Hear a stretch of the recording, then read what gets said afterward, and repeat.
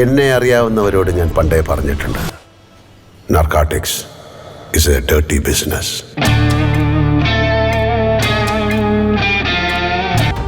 ഇത് വലിയ തിന്മയാണ്. ഈ പണി സ്റ്റീഫൻ ചെയ്യില്ല,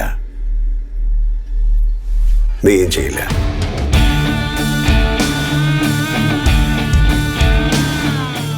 നീ ചെകുത്താൻ വേദം ഓതുന്നത് കേട്ടിട്ടുണ്ടോ? എസേക്കിയേൽ 25:17 പഴയ നിയമം.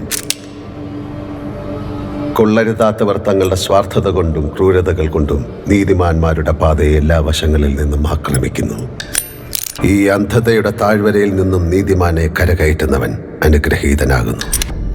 കാരണം അവൻ സത്യമായും അവൻ്റെ സഹോദരങ്ങളുടെ രക്ഷകനും വഴിതെറ്റിയ കുഞ്ഞാടുകളുടെ വഴികാട്ടിയുമാണ്.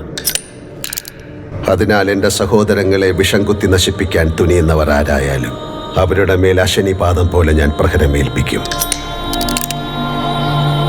എൻ്റെ പകയിൽ നീറി ഒടുങ്ങുമ്പോൾ അവരറിയും ഞാൻ അവരുടെ ഒരേ ഒരു രാജാവായിരുന്നുവെന്ന്.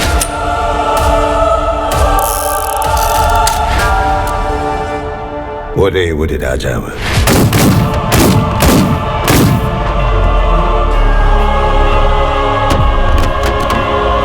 ഇതോടുകൂടി 4000-ലധികം പേർ ഓപ്പറേഷൻ തൂഫാനുമായി ബന്ധപ്പെട്ടുകൊണ്ട് സംസ്ഥാന വ്യാപകമായി അറസ്റ്റിലായിട്ടുണ്ട്. ലഹരിക്കെതിരെയുള്ള പോരാട്ടം സർക്കാരിന്റെ മാത്രം ഉത്തരവാദിത്തമല്ല. നമ്മുടെ നാടിനെ ലഹരിയിൽ നിന്ന് മുക്തമാക്കാൻ നമുക്ക് ഒന്നിച്ച് കൈകോർക്കാം.